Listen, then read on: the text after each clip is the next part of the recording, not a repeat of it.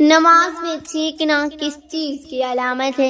اس کے بارے میں حضور اکرم صلی اللہ علیہ وآلہ وسلم نے کیا فرمایا ہے؟ بسم اللہ الرحمن الرحیم۔ محترم ناظرین، حضرت انس بن مالک رضی اللہ عنہ سے روایت کرتے ہیں کہ رسول اللہ صلی اللہ علیہ وآلہ وسلم نے فرمایا، اللہ تعالیٰ نے دین کی جس چیز کو سب سے پہلے لوگوں پر فرض کیا وہ نماز ہے، اور جو چیز سب سے آخر میں باقی رہے گی وہ نماز ہے، اور سب سے پہلے جس چیز کا حساب لیا جائے گا وہ نماز ہے۔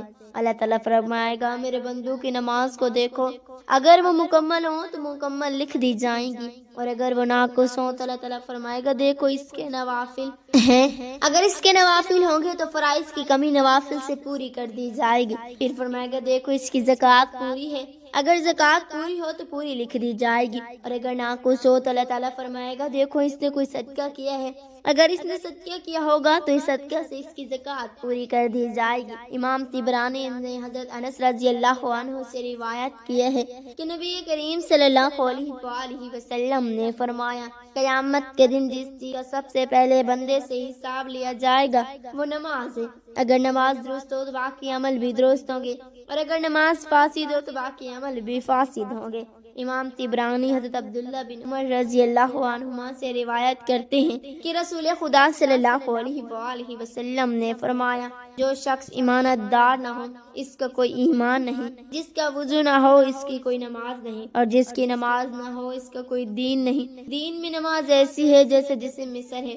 حضرت ابو ہریرہ رضی اللہ عنہ سے روایت کرتے ہیں کہ رسول خدا صلی اللہ علیہ وآلہ وسلم نے، جس کی نماز نہ ہو اس کا اسلام میں کوئی حصہ نہیں۔ امام طبرانی حضرت عائشہ رضی اللہ عنہما سے روایت کرتے ہیں کہ رسول اکرم نور مجسم صلی اللہ علیہ وآلہ وسلم نے فرمایا، قیامت کے دن جو شخص 5 نمازیں لے کر آیا جن کے وضو، ان کی اوقات اور ان کے رکوع اور سجود کی اس نے حفاظت کی ہوئی ہو، اس شخص کے ساتھ اللہ کا عہد ہے کہ وہ اس کو عذاب دے گا، اور جس نے ان چیز میں کمی کی اس کے ساتھ اللہ کو کوئی عہد نہیں ہے، اگر اللہ چاہے تو اس پر رحم فرمائے اور چاہے تو اس کو عذاب دے۔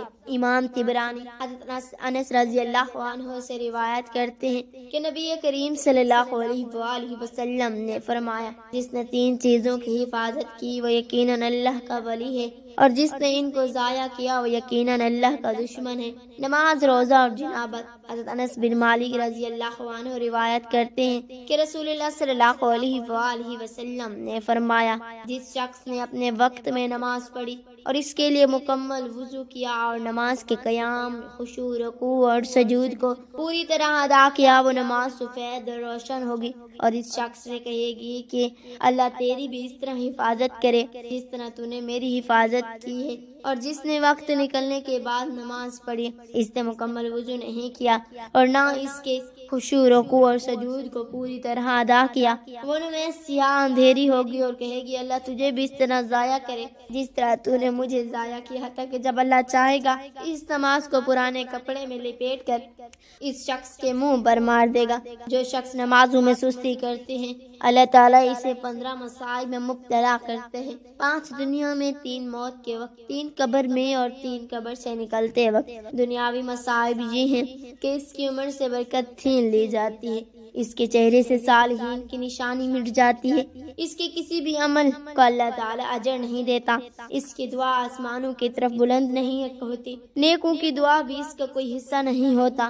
موت کے وقت جو مصائب درپیش ہوں گے وہ یہ ہیں، وہ ذلیل ہو کر مرے گا، بھوکا اور پیاسا مرے گا، اگر اسے دنیا کے تمام سمندر پلا دیے جائیں تب بھی اس کی پیاس نہیں بجھے گی۔ قبر کے مصائب یہ ہیں کہ قبر اس پر تنگ کر دی جاتی ہے، یہاں تک کہ اس کی پسلیاں ایک دوسرے میں پیوست ہو جائیں گی، اس کی قبر میں آگ بھڑکا جائے گی جس کے انگاروں پر وہ رات دن رہے گا، اس کی قبر میں ایک اژدہا مقرر کر دیا جائے گا جس کا نام شجاع یعنی گنجا ہوگا، اس کی آنکھیں آگ کی ہوں گی اور اس کے ناخن لوہے کی ہوں گے، جن کی لمبائی 1 دن کے سفر کے برابر ہوگی۔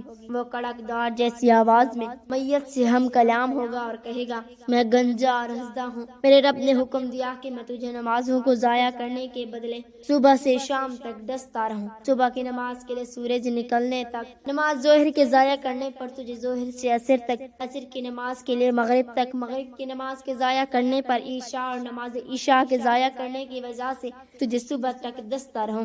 اور جب وہ اسے ڈسے گا وہ 70 ہاتھ زمین میں دھنس جائے گا اور قیامت تک اسی طرح اس کو عذاب ہوتا رہے گا۔ اور جو مصائب اسے قبر سے نکلتے ہوئے حشر کے میدان میں جھیلنے ہوں گے وہ یہ ہیں: سخت حساب، رب تعالیٰ کی ناراضگی اور جہنم میں داخلہ۔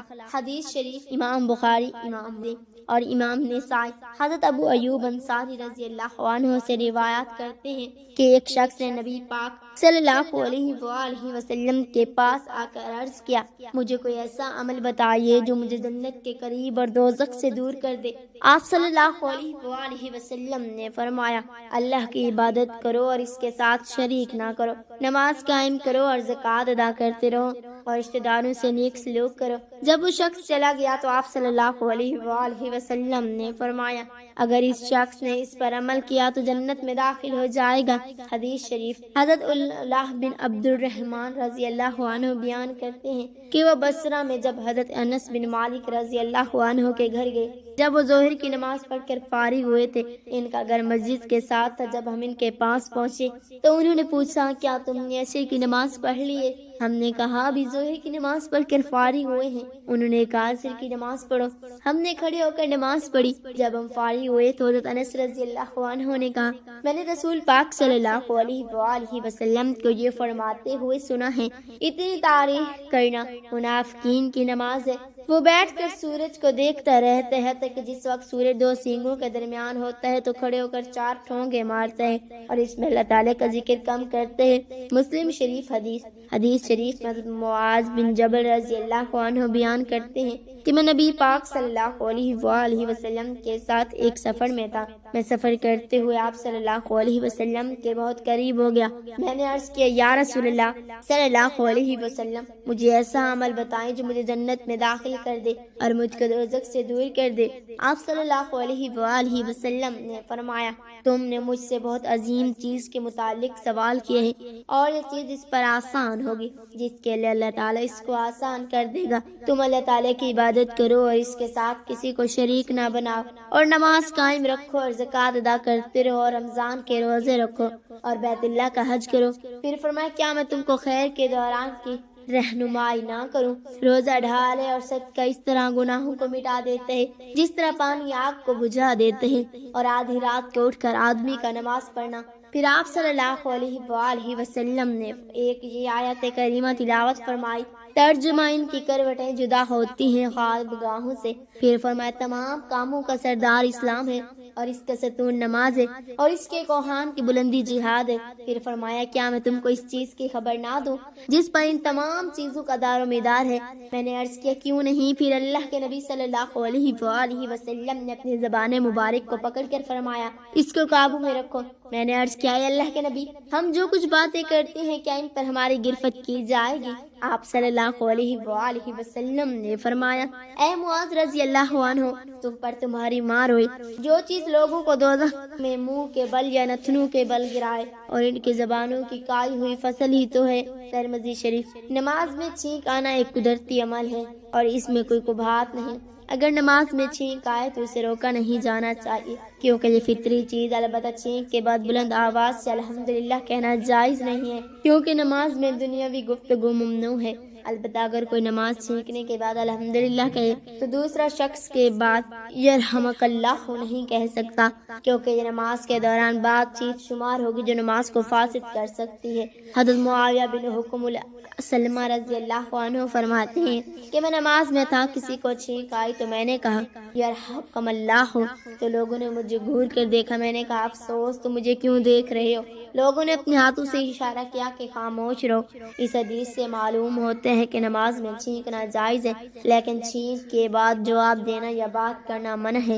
حضرت انس بن مالک رضی اللہ عنہ سے روایت ہے کہ رسول اللہ صلی اللہ علیہ وآلہ وسلم نے فرمایا، اللہ تعالیٰ دین کے جس چیز کو سب سے پہلے لوگوں پر فرض کیا ہے وہ نماز ہے، اور جو چیز سب سے آخر میں باقی رہے گی وہ نماز ہے، اور سب سے پہلے جس چیز کا حساب لیا جائے گا وہ نماز ہے۔ اللہ تعالیٰ فرمائے گا، میرے بندو کو نماز کو دیکھو، اگر وہ مکمل ہوں تو مکمل لکھ دی جائیں، اور اگر وہ ناقص ہو تو اللہ تعالیٰ فرمائے گا، دیکھو اس کے نوافل ہیں، اگر اس کے نوافل ہوں گے تو فرائض کی کمی نوافل سے پوری کر دی جائے گی۔ پھر فرمائے گا، دیکھو اس کی زکوٰۃ پوری ہے، اگر زکوٰۃ پوری ہو تو پوری لکھ دی جائے گی، اور اگر ناقص ہو تو اللہ تعالیٰ فرمائے گا، دیکھو اس نے کوئی صدقہ کیا ہے، اگر اس نے صدقہ کیا ہوگا تو اس صدقے سے اس کی زکوٰۃ پوری کر دی جائے گی۔ اللہ تعالیٰ سے دست ادب دعا ہے میرے تمام مسلمان بہن بھائیوں کو اور ان کی اولادوں کو پنج گانہ نماز ادا کرنے کی توفیق عطا فرمائے، آمین یا رب العالمین۔